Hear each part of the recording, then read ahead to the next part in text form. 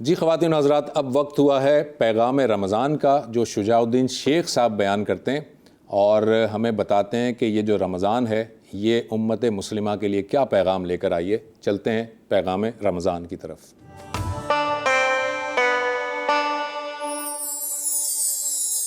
الحمدللہ رب العالمین والصلاة والسلام علی سید الانبیاء والمرسلین، اما بعد، اعوذ باللہ من الشیطان الرجیم، بسم اللہ الرحمن الرحیم، وافعلوا الخیر لعلکم تفلحون، صدق اللہ العظیم۔ اللہم صلی علی محمد وعلی آل محمد وبارک وسلم۔ رب اشرح لی صدری ویسر لی امری واحلل عقدۃ من لسانی یفقہوا قولی واجعل لی وزیرا من اہلی، آمین یا رب العالمین۔ السلام علیکم ورحمۃ اللہ وبرکاتہ۔ ہمارے معاشرے میں آج کل ایک ٹرینڈ ہے، اور وہ ٹرینڈ یہ ہے کہ خاص طور پر جو NGOs چلانے والے لوگ ہوتے ہیں اور سوشل ویلفیئر کے کام کرنے والے لوگ ہوتے ہیں، وہ ایک نعرہ لگاتے ہیں کہ انسانیت میرا مذہب ہے، ہیومینٹی از مائی ریلیجن۔ ارے بندوں کے حقوق کی بات ہونی چاہیے، بندوں کی خدمت کی بات ہونی چاہیے، بندوں کے کام آنے کی بات ہونی چاہیے۔ تو بھائی اس میں کسی کو کوئی اختلاف نہیں ہے کہ خدمت خلق کا کام ہونا چاہیے، بندوں کے کام آنا چاہیے، مخلوق خدا کو آرام پہنچانا چاہیے، ان کی حاجات کو پورا کرنے کے لیے کوشش کرنی چاہیے۔ مگر اس میں یہ کہنے کی کیا ضرورت ہے کہ انسانیت میرا مذہب ہے؟ کیوں دین اسلام کے ہمیں ہمارے دین ہونے کے بارے میں کوئی شرم آتی ہے ہمیں؟ ہاں، do we feel shame that Islam is our deen not religion? Religion تو چھوٹا سا ہوتا ہے، اسلام دین ہے، سسٹم آف لائف ہے، کمپلیٹ کوڈ آف لائف ہے۔ تو آج ہم بات کرنا چاہ رہے ہیں حقوق العباد کے حوالے سے۔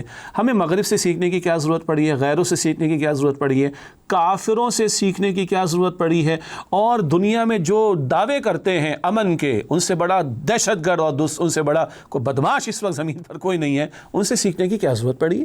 کیا ہمارا دین دین کامل نہیں ہے؟ الیوم اکملت لکم دینکم، اللہ فرماتا ہے آج کے دن میں نے تمہارے لیے تمہارے دین کو مکمل فرما دیا۔ سورۃ المائدہ کے شروع میں یہ آیت حجۃ الوداع کے موقع پر نازل ہوئی۔ پھر اللہ ہم سے تقاضا کرتا ہے ادخلوا فی السلم کافہ، اسلام میں پوری کی پوری داخل ہو جاؤ۔ پوری کی پوری اسلام میں اللہ کے حقوق بھی ہیں، بندوں کے حقوق بھی ہیں۔ قرآن کہتا ہے، ایک آیت کا حصہ تلاوت کیا گیا، وافعلوا الخیر لعلکم تفلحون، خیر کے بھلائی کے کام کرو تاکہ تم فلاح پا سکو۔ تو خیر کے کاموں میں مخلوق خدا کے کام آنا بھی شامل ہے، اور ان کے حقوق کو ادا کرنے کا حکم ہمارے دین نے عطا کیا۔ مثلا اللہ کے رسول صلی اللہ علیہ وسلم کی حدیث مبارک ہے، ہلا دینے والی ایک بات ہے، جامع ترمذی کی روایت ہے۔ رسول اللہ صلی اللہ علیہ وسلم نے دریافت فرمایا، اتدرون من المفلس، اے میرے صحابہ کیا تم جانتے ہو کہ مفلس کسے کہتے ہیں؟ غریب، پور کسے کہتے ہیں؟ ہمارا بھی خیال ہے جس کے بعد روپیہ پیسہ نہ ہو۔ صحابہ کرام نے بھی عرض کی، حضور ہم تو اسے مفلس سمجھتے ہیں جس کے بعد روپیہ درہم دینار پیسہ نہ ہو۔ آپ نے فرمایا کہ نہیں، میری امت کا مفلس وہ ہوگا جو اس حال میں قیامت کے دن آئے گا، نماز بھی ہے، زکوٰۃ بھی ہے، روزہ بھی ہے، حج بھی ہے، اور عبادات کے ڈھیر بھی ہیں، مگر کسی کو گالی دے کر آیا ہوگا، کسی سے جھوٹ بول کر آیا ہوگا، کسی کی غیبت کر کے آیا ہوگا، کسی کا مال ہڑپ کر کے چوری کر کے آیا ہوگا، ان حقوق العباد کی کوتاہیوں کے ساتھ آیا ہوگا۔ اللہ کی عدالت لگے گی، اور کل کی عدالت میں کچھ بچے گا نہیں، سب پیش ہوگا، اور کل کی عدالت میں روپیہ پیسہ نہیں چلے گا۔ کل کی عدالت کی کرنسی آخرت میں وہ اعمال کی کرنسی ہے۔ حکم ہوگا جو حقدار ہیں، جن کے ساتھ اس نے جھوٹ بولا، دھوکہ دیا، مال ہڑپ کیا، چوری کی، اس کی نیکیاں لے کر ان لوگوں میں تقسیم کر دو۔ یوں ساری نیکیاں، عبادات اس کمپنسیشن میں ختم ہو جائیں گی۔ ابھی کچھ لوگ اور کھڑے ہوں گے، اللہ گالی دی تھی، اللہ جھوٹ بول کر، دھوکہ دے کر مال ہڑپ کیا تھا، اللہ مجھے مارا تھا، پیٹا تھا، میرا حق دلوائی ہے۔ کرنسی اعمال کی ہوگی، نیکیاں تو اس کی ختم ہو گئی، بڑے ڈھیر تھے عبادات کے۔ اب حکم ہوگا ان حقداروں اور مظلوموں کے گناہوں کو لے کر اس کے کھاتے میں ڈالو اور اس کو جہنم کے حوالے کرو۔ استغفر اللہ، یہ اس امت کا مفلس ہوگا۔ آج موضوع حقوق العباد تو اس پر کلام کر رہے ہیں۔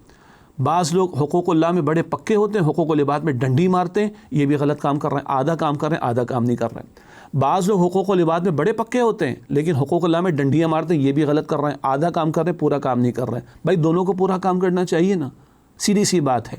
ہاں، مفلس اس امت کا کون ہوگا؟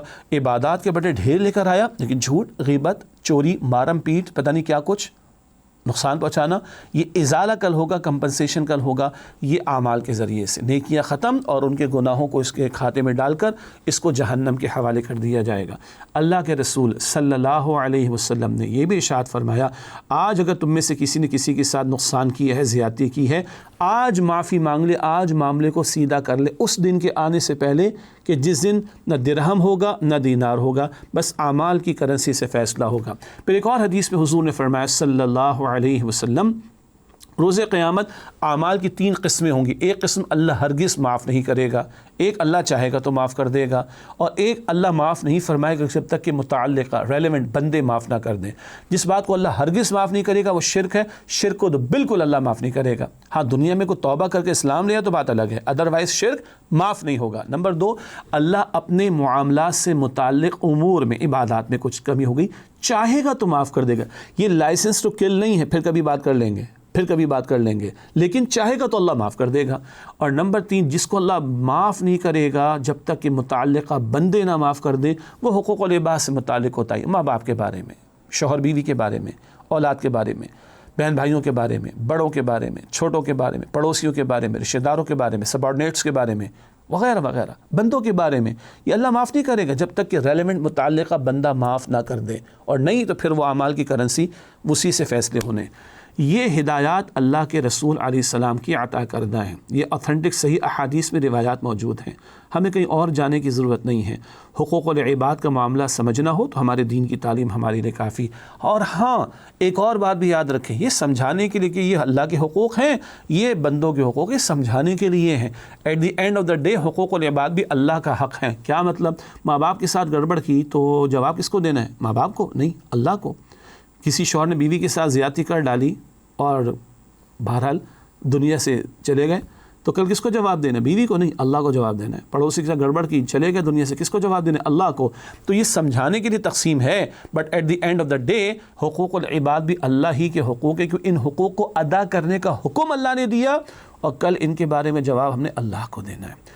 آج موقع ہے، اللہ معاملات کو ہمیں سیدھا کرنے کی توفیق دے۔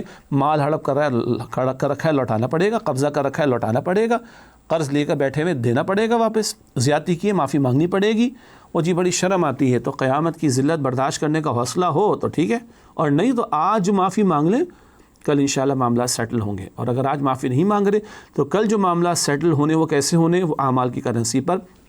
اللہ تعالی ہمیں پورے کے پورے دین پر عمل کی توفیق دے اور حقوق اللہ اور حقوق العباد دونوں کو ادا کرنے کی توفیق عطا فرمائے۔ وآخر دعوانا ان الحمد للہ رب العالمین، والسلام علیکم ورحمۃ اللہ وبرکاتہ۔ آج کی ٹرانسمیشن کا وقت ختم ہوا چاہتا ہے۔ ہم نے آج سیدنا ابراہیم علیہ السلام کی سیرت کے جو واقعات تھے اس کو مکمل کیا، اور آپ نے دیکھا کہ حضرت ابراہیم علیہ السلام کے ساتھ کتنے زیادہ جو ہے وہ اللہ تعالیٰ نے آزمائشیں بھیجیں۔ سب سے پہلے انہیں اپنے گھر سے نکلنا پڑا، ہجرت کرنی پڑی، اور ہجرت ایک بہت بڑی تکلیف ہوتی ہے، بہت بڑی آزمائش ہوتی ہے۔ اس کے بعد انہیں جو ہے ایک اور آگ میں نمرود نے جو ہے وہ پھینک دیا تھا، ایک بہت بڑا جو ہے واقعہ ہے، بہت بڑی قربانی ہے۔ اس کے علاوہ حضرت ابراہیم علیہ السلام کا ایک ہی بیٹا، ایک ہی بچہ تھا، اکلوتا بچہ تھا، اور حضرت ابراہیم علیہ السلام کو کہہ دیا گیا کہ آپ جو ہے وہ وہاں پر انہیں خانہ کعبہ میں چھوڑ کر آ جائیں۔ اور آگے چل کر حضرت اسماعیل علیہ السلام کے جب واقعہ بیان کریں گے تو یہ بھی آپ کو پتہ چلے گا کہ وہی بچہ جب چلنے پھرنے کے قابل ہوتا ہے تو حضرت ابراہیم علیہ السلام کو اللہ تعالیٰ حکم دیتا ہے کہ اسے ذبح کر دیں۔ گویا بار بار اللہ تعالیٰ کی طرف سے آزمائشیں آتی رہیں، اور بار بار ان آزمائشوں پر حضرت ابراہیم علیہ السلام پورا اترتے رہے۔ اسی وجہ سے انہیں لقب عطا کیا گیا خلیل اللہ کا۔ خلیل اللہ کا مطلب ہوتا ہے اللہ کا دوست۔